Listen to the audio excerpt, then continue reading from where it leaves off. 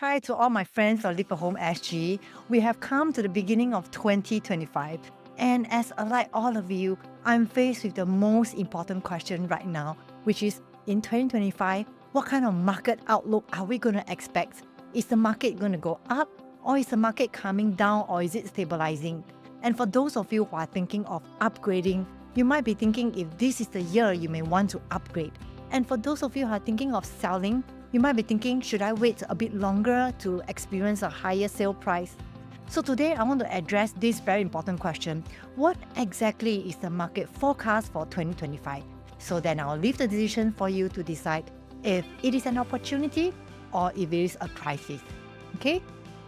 So before I start any sharing, there's always this disclaimer that any sharing that I'm going to share in this video will all be purely based on my own analysis, and we do not take responsibility for all your decisions, whether you make money or not make money. But I do want to share with you, as a matter of fact, honestly, how I see the market as it is.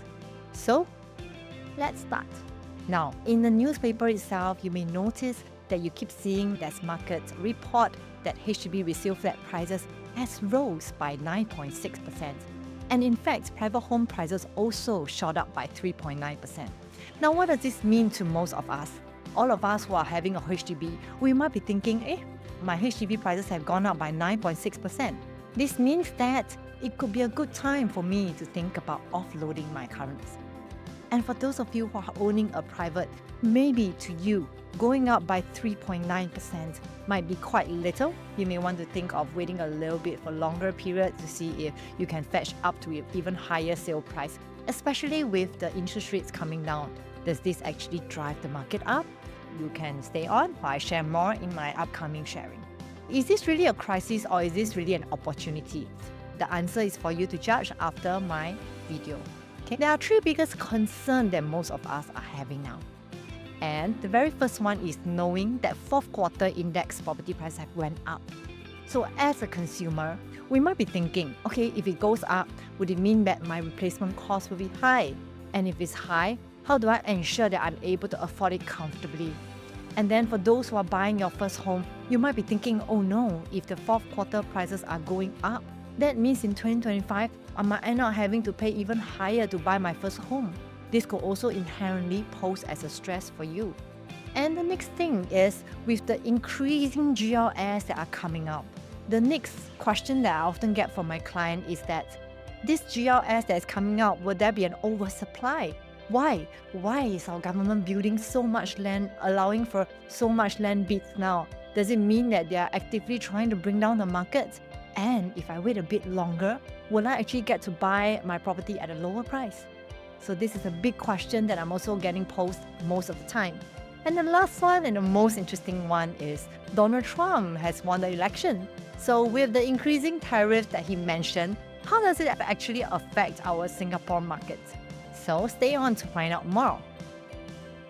The very first one I want to cover is our increasing price index, with HDB resale prices inching up. The next question my client asked me is, Kelly, will there be a cooling measure coming up? This cooling measure that is coming up is actually one of the big topics. Why? Because most of us are hoping that if there's a cooling measure as a buyer, I may get to experience HDB correction, I might get to buy at a lower price. But is it really true? Let's look at some of the common trends. If you look at 2006 to 2007, when Lehman Brothers crisis were there, you notice that property prices for HDB has been on the uptrend for at least about 4 to 5 years. And moving forward, it seems to show trends of coming down from 2013 to 2019. Now, what does this mean? Would there be a reason why is the price index coming down? That is also mainly because of the cooling measure that our government has introduced, which explains why most of us might be hoping that if I wait a bit longer right now, with these kind of price index reflecting, I might get to experience a negative price index when I buy my first property. So as an agent, all I can share with you is that we are never going to promise you, neither do we know that there's going to be a cooling measure. But what we want to know is that since 2021, we noticed that the HDB price index has gone up by 12.7% generally. And in 2022, you may notice in the entire year, it has actually gone up by another 10.4%. Now, these two figures add together can be quite alarming, which explains why there are so many million-dollar transactions, which I'll cover later. And then fast forward to 2023, you may notice that it starts showing slower signs of growth at only 4.9% generally for that entire year. And then the interesting thing is that when we enter 2024, there is a quick jump of 9.6%. So why is this happening? Most of us who are in the market, you may notice these two critical things. In 2022 itself, during 2021, 2020, COVID was apparent. And during that time, we all know that the production was slowed down tremendously. So during that time when production was slowed down, buyers who need a home can no longer wait for 5 years for their BTO. That explains why you notice in 2021, the prices actually went up by so much. So is 2022. And then moving forward to 2023, you realize that actually the supply for BTO starts coming in, and that is where our resale market shows a little sign of slowing down. But in 2024, it's the year where interest rates starts correcting by itself. So when interest rates start correcting, interest rates starts coming down, buyers who were waiting in 2023 and has not buy a property starts to come into the market in 2024, thus resulting in this fluctuation of 9.6%. So coming back to the very important question, will there be a cooling measure? I want to show you that based on that track record, you may notice after the Lehman Brothers crisis in 2007 to 2008, we noticed that HDB prices has gone down for the next few years. However, because of the price index you notice from 2013 to 2019, this is also directly pegged to our cooling measure, which is very closely pegged together for these years. So after these many rounds of cooling measure, one may start noticing that HDB prices actually starts coming down by a lot. And then that's where whatever goes down has to come up. So right now we are in this stage where we start noticing HDB prices only keep going higher and higher. And if you reflect back to this period, which is 2021 to 2023, you may notice that during this period, our government has also introduced cooling measures like loan tightening, HDB loan reducing, and also the rest of the 15 months wait-out period and stuff like that. This does not actually slow down HDB market by a lot, mainly because we noticed that there's a lot of million-dollar transactions in 2024 alone. So, just now I mentioned to you that one of the key things which causes the surge in demand is due to the supply, because there was no BTO supply released at that time, or the key collection was delayed by a lot.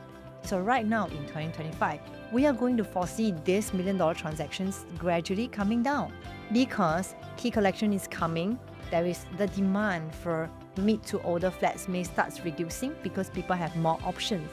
So if you are someone who is waiting for 2025 for your prices to inch up as fast as how it were for the past few years, my speculation will be probably it might slow down a little bit because as the supply starts increasing, the prices may not increase that much already. Well, very interestingly, we also went in to check our HDB volume transactions in 2023 itself is at 26,000. And then in 2024, if I add up everything from quarter 1 to quarter 4, you may notice our HDB transaction has way surpassed what has happened in 2023. So this explains why our million-dollar transactions are happening. But as mentioned, as the supply starts pumping back in the upcoming 2025, you may notice that the demand may start regulating by itself. Now, how about our private resale markets in 2024? In 2024 itself, you will notice quarter 1 to quarter 4. If I add all these transactions together, you will notice it's a 13,359 transactions altogether. And as compared to 2023, it is only 11,000. So this resilient private property market could explain why you also can tie it to our HDB million-dollar transactions. Most of the people who have sold their house may realize it's a good time for them to upgrade. Some may actually upgrade into a HDB larger unit, or some may even upgrade to a private, given that the increase in price is not as much as a HDB. So how about our private landed market? Our private landed market's performance in 2024 In 2024, you also see that it has been resilient. Why? Because 1,800 transactions were made in the entire year of 2024, while in 2023 is only 1,005. So these three markets, HDB, private, and landed, has shown much resilience in this upcoming market and a surge in demand mainly because of the reducing interest rates, and buyers are getting more and more motivated. So now, speaking of which, you can also notice from the news that a lot of new launches that are launched in last quarter have sold tremendously well. Now, for example, Chuan Park itself has sold 79% over their first launch, which is never seen in past history. As well as Emerald or Katong, 99%. This is really amazing because there were tons of agent purchase. A lot of buyers were dying to buy this property. And even for those who didn't get a property, they actually spilled over to Nava Grove as well. The reason why I know this is because we actually have clients who have put down their check from Chuan Park, Emerald Katong, and Nava Grove. And most of their feedback is their biggest wish is hope that they can get Emerald Katong. Nonetheless, those who could not get Emerald Katong will spill over to Nava Grove to buy. And then upcoming, there's this new launch, which we known as Ori, and as well as Parkwood, as well as Alta, which is in the next 1 month's time. With all these new launches that are coming up, we foresee in Q1, these three launches will be the blockbuster launch for this quarter, and they should show a very good response as well. Now, Norway was actually quite epic because it was the very first harmonized new launch that were launched in Woodlands. During that time, I received two different kind of feedback from my clients. Some were saying that, oh, it's at Woodlands. I am doubtful that it will sell very well because it's at Woodlands and it's 2,100 PSF. Most buyers are actually quite skeptical that people will want to buy Woodlands. But surprisingly, the sold out rate was 83%.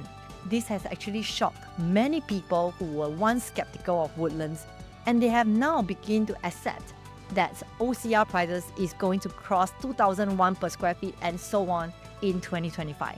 Buyers, if you are looking at buying, the longer you wait, the likelihood of the prices going up will be higher than it coming down. In fact, it will be very slim for the prices to come down because of the increasing cost of construction, and as well as the harmonized ruling where developer has 6 to 8% lesser saleable areas, which explains why these upcoming launches you will notice is all about 2005 to 2007, some may even be up to 2009. So, in the new launch market in 2024, speaking of which, we also did a consolidated data of how much was used, how much was sold. So in Q1, 2, and 3, you may notice that it's a total of 3,049 units sold in that first 3 quarters. And in Q4, which is 2024, where the 3 blockbuster launches were happening, it sold 3,398, almost 4,000 units, which makes up to the first 3 quarters of 2024. So this is also one very big indication to show you that buyers are ready, market is more resilient, and that the likelihood of seeing the market coming down in 2025 might be way lessened. So let's look at the private property price index. Now, if you notice 2008, which is also this period where Lehman Brothers were happening, there was actually a very big reduction of 4.7%, and then therefore property market has been only single digit. Okay? And then in 2017 onwards, all of these were on single digits. That's why market has been kept quite constant. And then in 2021, where everything starts surging, our government starts to be a big concern because it's showing an overall increase of 10.6%. That is also one of the reasons why in December 2021, we noticed that there were actually cooling measures that directly impacted the market. Some of the most common cooling measures are higher ABSD, total debt servicing ratio reduction from 60 to 55%, and also loan to value limits for HDB loans and etc. Now, one of the most key factors that actually affected the markets was the 15 months wait-out period that they introduced in just last year, towards September. So during this period when 15 months wait-out period was introduced, we noticed that HDB actually slowed down a little bit because a lot of buyers were unable to purchase HDB. That also inherently drive up the demand for private, because they could not get a HDB and appeals could not get through. And then government also realized that it didn't quite bring down the markets enough. So that's why they further reduced more cooling measures in 2023. Some of the cooling measures that they have introduced are also increasing the ABSD for second property from initial 17% to 20%, which I see from my own clientele base that it actually hits them by a lot, because I have clients who has intention to buy their second property as part of their plan, had to end up selling off their HDB so that they don't need to pay 20% ABSD for their investment home. And also other things like loan to value that was initially from 60 to 55%. It's also caused a lot of buyers to be more wary about what they are buying. But nonetheless, because of the increase of income status, we also noticed it didn't quite hit them very much, because that was only a negative 0.5 reduction. So moving forward, right now in 2024 itself, we noticed that actually the growth is only at 3.9%. Now you always have to remember, if you are waiting for a cooling measure to happen for any buyers out there, if you notice that the numbers are quite alarming at almost double digit or close to a double digit, that will be a time where our government starts looking at the numbers and seeing what they can do to soften the market.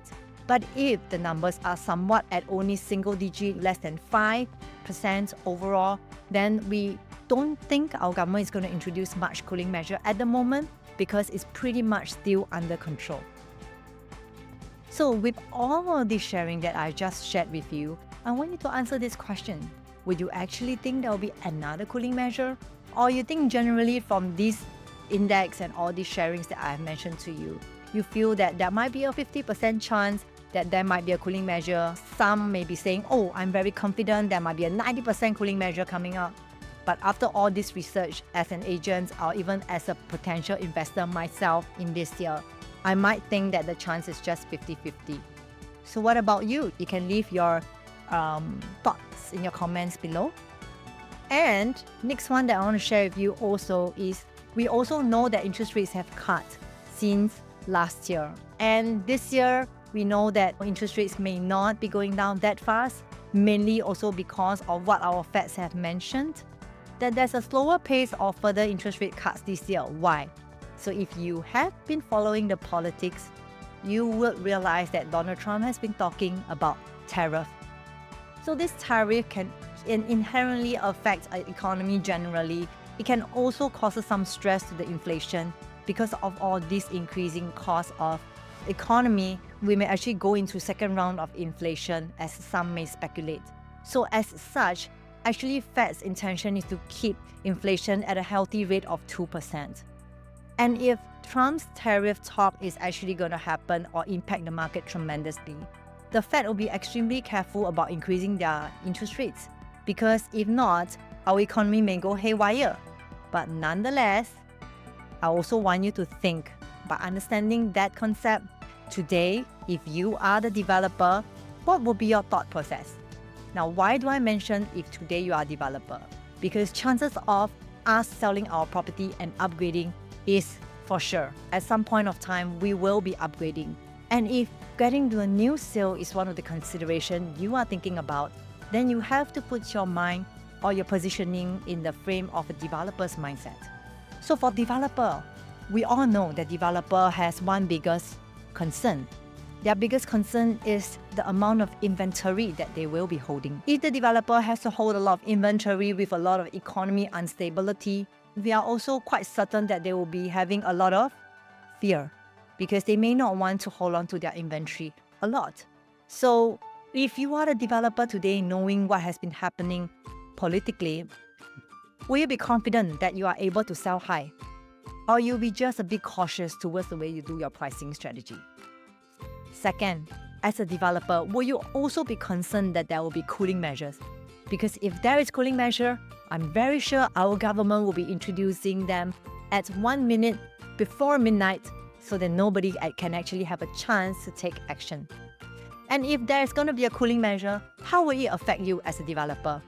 Of course, as a developer, you will try to sell as much inventory as you can before taking up the risk of a potential cooling measure.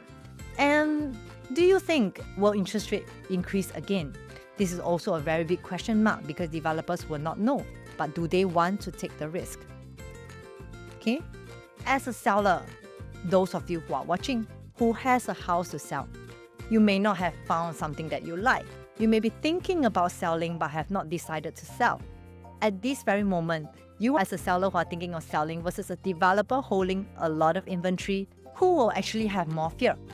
Maybe you can answer the question yourself.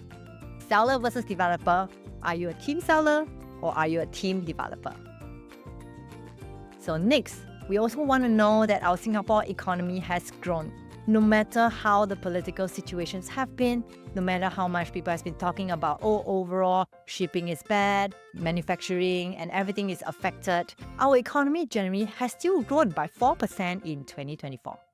And our government is actually quite happy with this because with a higher GDP growth, but consumers or citizens like us may be more motivated towards how we plan for our assets. That is also one of the key indications why you see that our property market has been resilient. And while our economy is doing well, the next question you want to ask yourself is, does this create demand in our own real estate? Okay? Because you are thinking of demand, I know the next thing you will be thinking is, will most people buy when economy is good? Or will most people buy when economy is bad? So I'm sure you know the answer. Most people will buy when economy is good. So as such, let's understand a bit deeper about how GDP growth has a direct relation with our property prices. Now, firstly, the key thing today I want you to take away is, by understanding our GDP growth can allow you to somewhat understand what kind of timing is good for you to enter the market. For instance, overall we know that our GDP growth fluctuates. But there will be moments where our GDP growth will go below 2. And remember, whenever GDP growth is below 2, it actually gives opportunities to buyers. Why? Because all buyers want to buy low and all sellers want to sell high. So as a buyer, if you want to find the right opportunity, keep a lookout for our GDP growth because whenever it's at below 2, there is where the opportunity happens. See that? So when the opportunity happens, you may notice what goes down will have to come up, right? So this is also a practice that even us as agents does. So whenever we want to find a somewhat good timing to enter the market, we will try to look out for GDP growth because as everybody is in a low motivation to commit to properties, my next moment will be a high motivation after that. So we all want to pay attention to what is called a cycle. Now, this is very important. Why? Because in all property, including stocks, economy, shares, everything, we know that it is often a cycle. And then we also know that what goes out will come up, and we want to buy when it is actually at a lower price. How do we ascertain if it's a lower price? It's when the demand is low. Demand is low because people are not motivated to spend money. But I know the next moment when the economy gets better, which it does all the time, it will inherently go out. So now I want to seize the right time to buy. I will definitely look for this and enter at this moment. So let's look at another example where, let's say you miss out this window of opportunity in 2008 and 2009. If you look at 2019 and 2020, you will notice it repeats again. It's actually below 2%. As such, those people who actually bought during this time, they have seen a difference of 520 per square feet gain over a period of merely just 4 years. So for those of you who has bought a new launch during this time, you may have bought it at the perfect time because during this time GDP level was low, interest rates were high, most buyers were cautious, and you are that 20% who has taken action. That's why you see your own property going up by a great deal. Like I see a lot of my clients making about 3 to half a million within these 4 years. And I'm actually really happy for them because it was the right time to enter the market with a very safe entry price. And next moment, they get to exit on their property, make some gains from it and elevate to the next step, which later on we will cover on how can you actually place your focus on whether value is more important or profit is more important. Okay, so moving forward, knowing this, for 2024 onwards, we have noticed that our GDP growth has been quite healthy, constant at 4%.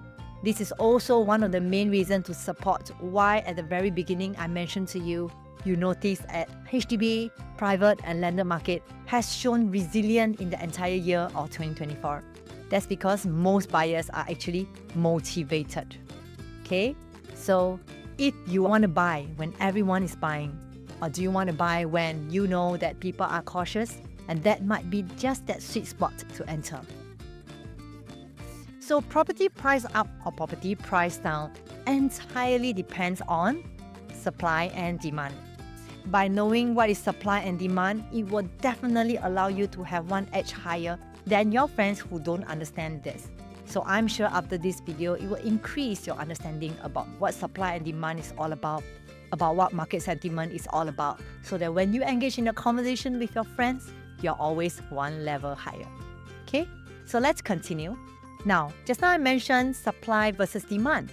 Of course, we need to look at GLS. The increasing of GLS, some people might tell me, Kelly, I'm seeing a lot of GLS release from our master plan, and I'm also a bit cautious right now. Maybe I should wait a bit longer so that I can see my entry price being more attractive. The answer is for you to decide. What I will share with you is that why do our government want to increase GLS? That's one question. And the second, by increasing GLS, will it actually cause the prices to go up or it cause the prices to come down? Let's go on to find out more. So for those of you who are waiting if you want to go in at a later time, here's the good news. There's an unsold inventory supply as of Q3 2024 at 19,000. Now this 19,000, to many of us, we will feel that that's a lot of supply in the market. Maybe I might just have to wait a little longer. I might see the prices might start coming down. On a deeper level, I'm going to show you this portion because all these numbers is to highlight to you how long will our 19,000 units last if our government stops building future lands. So if let's say as of Q3 2024, our government decided no more GLS release, let's sell off everything that we have here for the 19,000. Here's what will happen. CCR area, annual sales is about 1,226 if you average out. From 2013 to 2023, the average CCR plots is about 1,200. If we do not build any future development, it will take about almost 5 years to sell off the CCR plot. Now this might look, okay, then I just wait for the chance to enter CCR. Now when you look further into RCR, for RCR plot itself, the average take-up rate for the annual sales is about 3,500.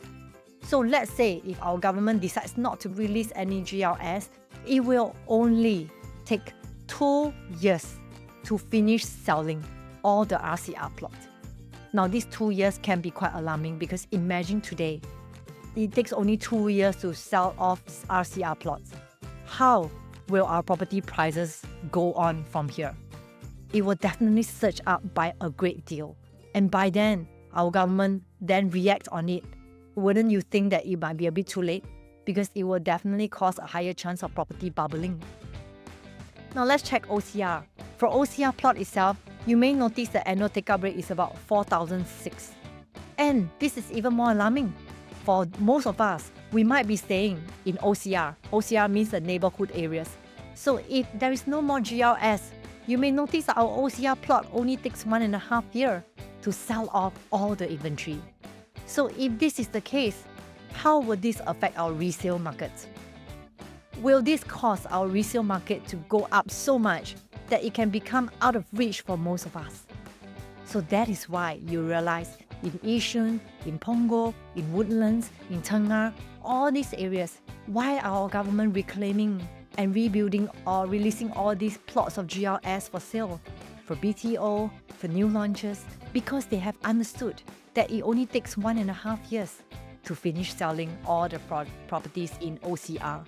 For those of you who are thinking of waiting, I do want you to take note that maybe the speculation in RCR might be okay.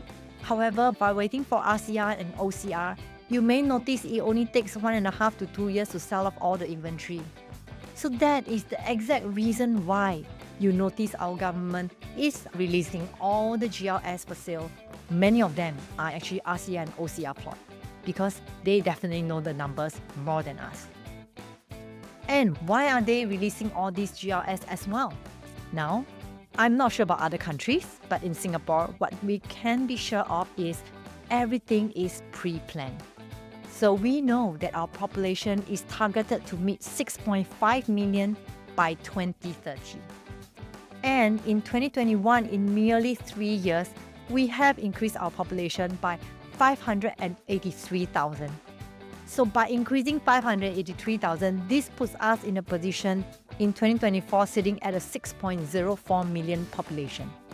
Now, those of you who are watching this video, you might be thinking, oh, that's a lot. Everywhere I go, the malls are full. Wherever I go, I see people. I think our government is going to have an overpopulation.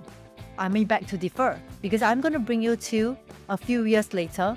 Imagine in the year 2030, which is right now, we are in 2025. In another 5 years down the road, you have to remember, there will be 1 out of 4 Singaporeans that will be considered a senior citizen. Now I repeat again, in the year 2030, 1 out of 4 adults will be a senior citizen. I'm talking about Singaporean. So if our government knows that this is going to be a big problem because when we have too many senior citizens in our country which we need to take care of, our economy will be greatly affected. So if our economy is greatly affected, can we still have a strong currency? Can we still have a buoyant economy that we can upgrade and everything getting better? I don't think we are able to enjoy that anymore if we don't plan this in advance. So 1 out of 4 adults will be a senior citizen. That is the reason why we need to increase population. We need to welcome new foreigners who are qualified enough to stay in Singapore and help contribute to our economy and later on getting PRs. So right now, the latest understanding is our government is actually extremely strict in approving PR status. The reason why is because they are very clear that they want to welcome PR into Singapore for those of them who can really contribute to our economy. So as such, we do want to realize that is the reason why our government is constantly building GLS. Why? Because if not, we are going to face with the biggest problem in history known as the aging population. Okay? So by understanding this, now we are able to know, since we are bringing in people who are working adults, you may notice the gradual increase in our property home prices. So our property home prices has been on the uptrend for many years, since 2008 after the Lehman Brothers. So from Lehman Brothers all the way until now, you may notice that our property prices generally keeps going up. Yes, generally it keeps going up because of the increasing population and our economy getting better and also the good planning that our government has. The increasing in Singapore's population will directly affect our private home prices, which explains why the growth in our overall property prices for private. So by knowing this, it also adds on to the fact that our economy for property may continue to stay resilient. So if I want to add on a bit more for you to understand, this is actually from 2006 all the way to 2024. You may notice that for the 10 years average new sales volume is about 8,800 units. And further on, you may also notice that our 10-year average unsold supply is generally kept as 22,000. Yet our property prices still keep going up. Is 19,000 a lot or little? So now you're getting it. So I also want to share with you that whatever that our government has planned, there is always this big thing called the cycle. Whenever they increase the supply, they will also know how to taper down the supply. So having said that, you may notice in 2024 quarter 4 onwards, all the way to 2027, supply is going to start tapering down. This means that in order for another surge of increasing supply, you should see the effect probably in 2028 onwards. You also need to cater things like construction period, which explains why during this period, in 2022, 2023, there was an increasing volume. That's why in 2024 to 2027, for the next 3 years, you may notice the volume may start tapering down. Further adding on to the fact that I don't think our prices are coming down as well because supply is actually reducing. So let's sum up again. With the increasing population to 6.5% by 2030, do you think we will face an oversupply? Or you think actually we may not face an oversupply? The answer is for you to answer, okay? So, moving forward, I also want to share with you that for those of you who are waiting for the price to come down, always remember the biggest takeaway is every time a high is always higher than the previous high. So how to understand this? Look at the chart. See, if you look at the chart after global financial crisis, again, this was the lowest point, and then it went up, and then there was fluctuation. It came down, but the next moment it went up. So the high is always higher than the previous high. Do you notice? The high is always higher than the previous high. So as such, by waiting to buy another property, you actually eventually has to pay more. So to further understand this, let's tie this up to inflation. This is the real reason why our property prices, in terms of the dollar and cents, keeps going higher and higher. I'm not sure how old you guys are, but if you're born in the year 1985, you will realize that chicken rice at that time, $2 can get us a whole plate of chicken rice. This is the reality of inflation. And fast forward to 5 years down the road, you may notice, oh, $2 can only get us a 3/4 plate of chicken rice. Okay? And then fast forward to 15 years later, $2 can only get us half a plate of chicken rice. And then in last year alone, you cannot buy anything with $2. So now I want you to imagine if we wait longer, how will inflation hit you in 2039? So by waiting for a lower price, our daily needs is not getting any cheaper. How will property prices come down? So in reference to our Singapore inflation rate, for the past years, you will realize that in 2021, it was a 3.82% increase from 2021 fast forward to 2022. So throughout all these years before, from 2018, 2019, 2020 to 2021, it has always been on a very slow increase or decline. It's always like a very little. But in 2022 alone, that's where we start feeling it. We start realizing that $50 in NTUC could not allow us to buy much things as how we could buy like years back. Last time $10 or $20, we can buy a lot more. But right now, $10, $20 is like $5. You agree? So if I'm going to show you this goods and service inflation calculator, you may also notice that the average inflation rate is about 4%. So $1,000 in 2022 will cost $1,048 in 2023. So this is the reality of inflation. Therefore, if you look at this overview, you may notice that property prices only keep inching up for different bedroom types. And even Sembawang, which used to be probably the most ulu place that most people would think, 5-room over there is already selling at 760 to 810,000. Never ever would any of us imagine Sembawang being able to sell at 7 to 800,000, because then probably about 6 years back it was only about 500,000. I do want us to understand this concept that the moment you label any property as expensive, this is also the time that you start to instill fear in yourself and decide to wait, which is not wrong, which is also a risk that you probably want to think about if you want to take up. Because the moment you decide to wait, you may end up having to buy at a higher and higher price. Those of your friends around you may have already entered into real estate, let's say in 2011. They may have already bought a property at 1 million then and have enjoyed the 300,000 gain over the holding period of about 6 years. And then for those of you who are choosing to wait, instead of being able to enter the market at 1 million, you may end up having to enter it at 1.3 million. And if you choose to wait a bit longer, are you okay to buy it at 1.6? This is in 2023. And recently, the general 1,000 square feet homes that I'm seeing is about 2 million to 2.2 million. You can take a look at transactions around your area if you need more clarity, which I'm very sure you'll be able to find. So at this rate, even for new sales, for those new launches, in 2011, those people who are going into as a new sales, you may notice they get to buy at 1.1 million and then have that 400,000 of gain over a period of 6 years, and then they could flip easily to the next property. And then there's the other group of people who choose to wait, and when they wait, they end up probably having to enter at another $1 million higher. So when is a good time to enter? Nobody will know.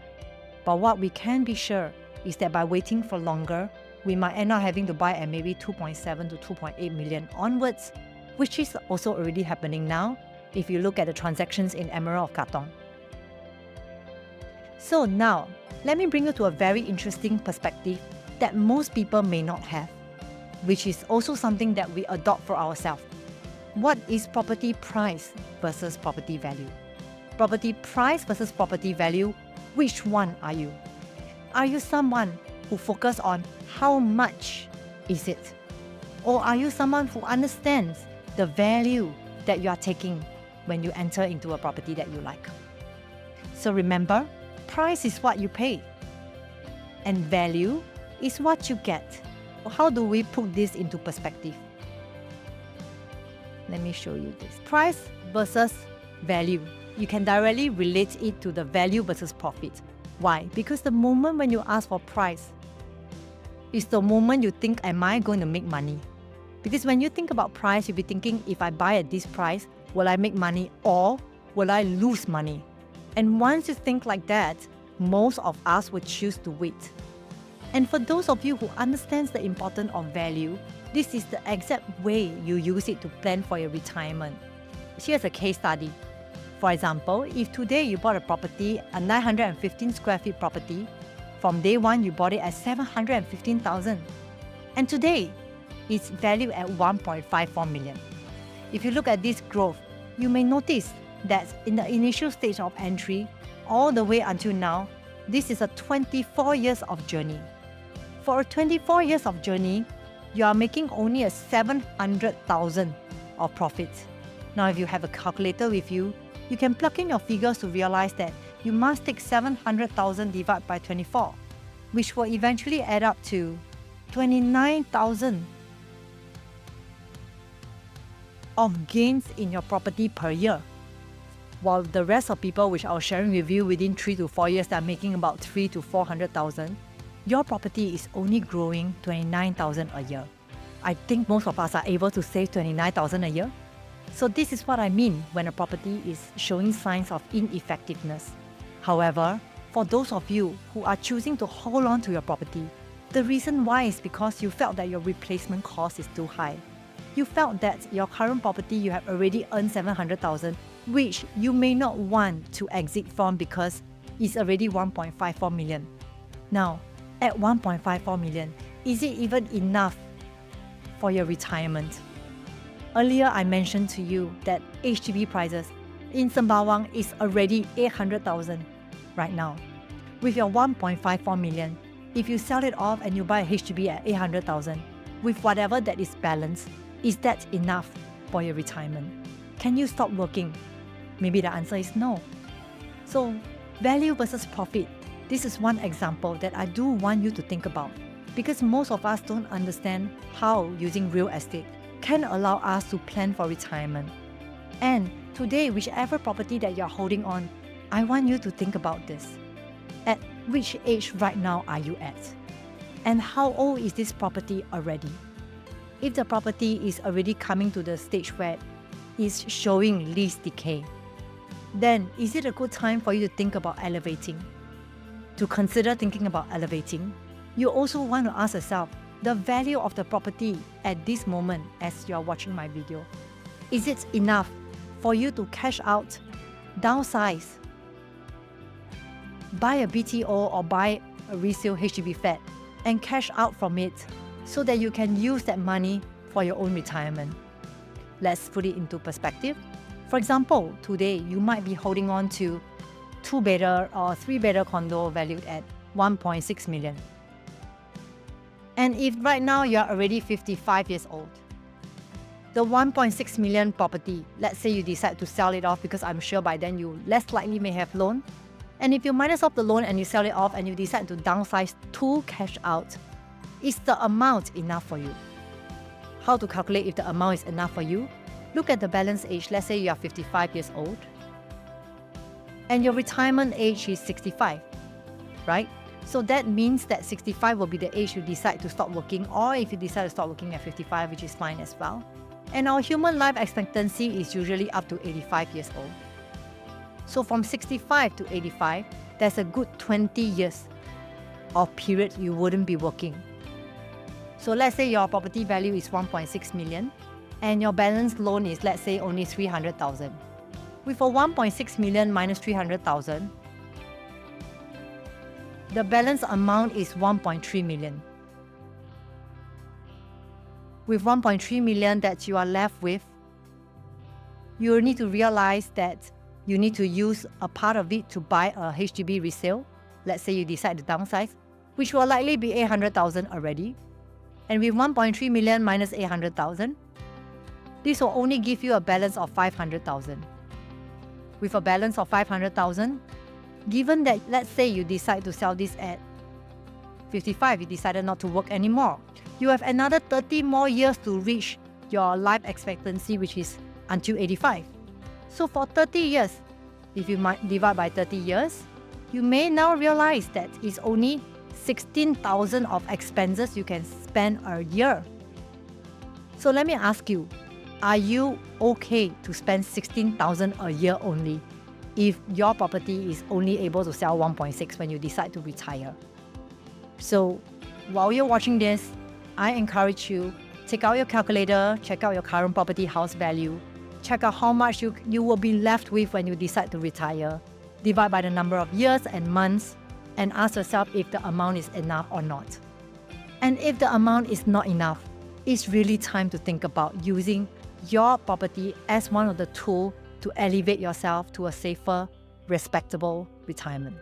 So that's what we do for all our clients, because we believe that it's always important to plan ahead, especially in a country that we know is pretty much predictable. So what should you focus on today? Should you focus on the profits, or should you focus on the value of your asset? Because profits can result in having fear of losing money. But if you understand the importance of value, you will use this as the biggest tool to plan for your retirement. So we also want to cover in today's markets, let's say if you are thinking of upgrading or maybe elevating, you might be thinking, oh, if that's the case, should I upgrade to a new launch or should I upgrade to a resale? Which one is actually a better option? So in summary, what we are very sure, that resale market has not come down after COVID. In fact, it has been always on the uptrend, and it has shown a 41% gap from a new sale versus a resale. So the blue one is a new sale and the orange one is the resale. If you look at the new sale, it has all along been on the uptrend. The reason why is because all owners only have one property. Because they only have one property, they may want to make the best out of their property. Are they in a rush to sell? Maybe they are not in a rush to sell because they can wait. They can afford to wait for the market to go up. That explains why each seller will try to sell higher than your neighbors. So that's why the property prices keep going up. So for those of you who are thinking of selling a resale property, that's great because you get to leverage on the uptrend. And on the other hand, you may notice that new sales is coming down. Definitely, it goes back to the very beginning question that I asked you. You are a team seller or are you a team developer? For team developers, you may be concerned that the market might cause you to hold a lot more inventory that you may not get to sell off within 3 years. Therefore, developers might be more cautious about the way they price their properties. So as such, if you ever are thinking of selling off your resale, you may want to place a bit more priority looking at new launches because they are the ones that are more, I would say, conservative in the way they price it. Another example is if you are thinking of upgrading, would you consider to buy at a price tag for $2,300 per square feet for a resale home? It can be investment, it can also be for own stay, but nonetheless, if you get to sell off a resale property, this is really the true meaning of high replacement cost. Because when you sell off a resale property and you go into a resale home for your next one, and you have intention to take another loan, then that is where you are entering your resale property at a high, and again, more interest incurred for holding that property, which I think there might be high risk involved if you want to see yourself elevating faster. So conversely, for new launches, you may also realize that new launches have lesser interest incurred because most of them are progressive payment, which I can cover more later. Now, this is another example to share with you the risk of holding on to another resale property. For Queen's condo resale, this is one example to show you those owners who bought it during that time. It took them 13 years to see a difference of 631 per square feet gain. Some of the owners over here will sell and move on to the next property, while some or many may choose to hold on to it and then eventually only realizing a difference of 353 per square feet after 11 years, which is definitely extremely slow, if I may say. And for those of you who choose to buy a resale property, this is what you have to take note. Why? Because let's say you enter the property at this point of time. Will you cause yourself to be paying interest only to realize that you're actually going on a downtrend which you may not be able to predict? And if this happens to you, wouldn't it be a disaster? Buying a resale property, nobody really knows if that resale you're buying can continuously show growth. But what I can be sure is that most resale property will have experience of going up and down trend. And at which point you're buying is really at your discretion to take up the risk. Whereas for new launches, all of us know that 90% of launches actually has positive gains as a first owner. This will allow you to elevate faster. If you're thinking of upgrading probably at this age of about 40, you may want to speed up your upgrading process. Maybe new launch will be a better choice because the risk is so much lowered. With lowered risk of interest loss, with lowered holding costs, definitely your advantage is so much better. So to take this into perspective, take a look at Florence residence. For Florence residence, there's this thing called auto elevation. Auto elevation means what can go wrong from a first owner. From a first owner, when you enter, you may realize that although there might be phase 1, 2, and 3, if you get to enter in phase 1, you may realize that these auto elevation developers will naturally help to push up your price. One thing is developer will revise their prices based on different phases. The other thing is also because of the future GLS plots that inherently also push up your prices as a first owner. So you do have both sides covered, and that is so much safer if you are thinking of elevating faster. So this is a consideration between new launch versus resale based on a 1.5 million purchase price, 25 years tenure, and 75% loan. On this column will be about new launches, and on this column it will be resale. So here are the few pointers that we will take into consideration. Number 1 will be your valuation. Second will be your interest loss, and also maintenance fee, property tax, renovation, and eventually your break-even sale price. Let me go through with you one by one. For valuation, you will realize whenever any new launches that you are buying, all bank value will match, which will cause you to have zero cash over valuation. So one cost saved. Whereas for resale, it really depends on transaction. If the transaction is not able to support, then your sale price may inherently incur this thing known as COV, which can be additional cash that eats into your savings, isn't it? Second, interest. We also know that for new launches, because it's progressive, overall the interest loss is only $830 throughout the stages, is an average. Whereas for resale, which is the biggest issue here, is that despite the lowered interest rates now, your monthly interest loss is $2,004.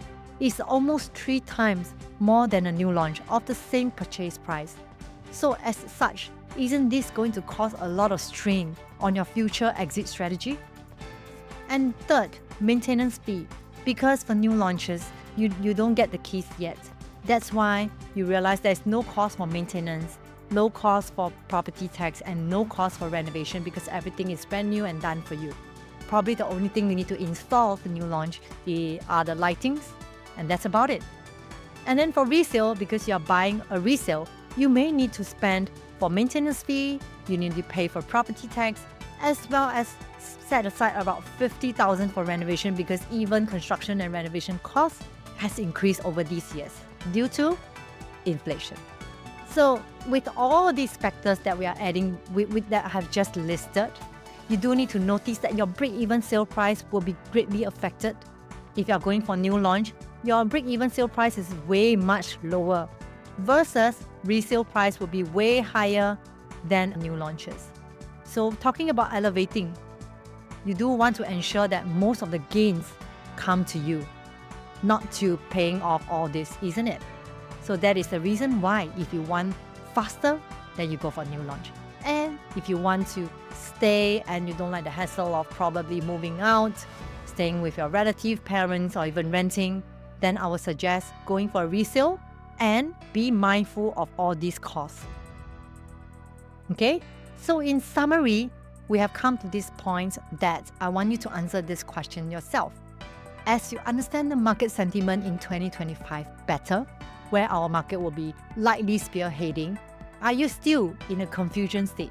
Or do you now know how to turn your confusion into an opportunity? And if you know how to turn your confusion into an opportunity by understanding the market in our GDP growth, in why our overall property market is resilient, and how can you spot which type of property to go into and how to calculate a retirement funding, whether your current property is serving you good or maybe you should elevate, I think that will pretty much sum up of what you can do in 2025.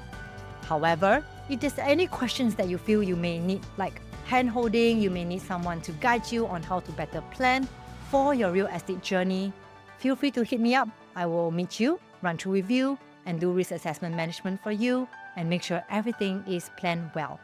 Have a good day. Thank you for listening. Bye.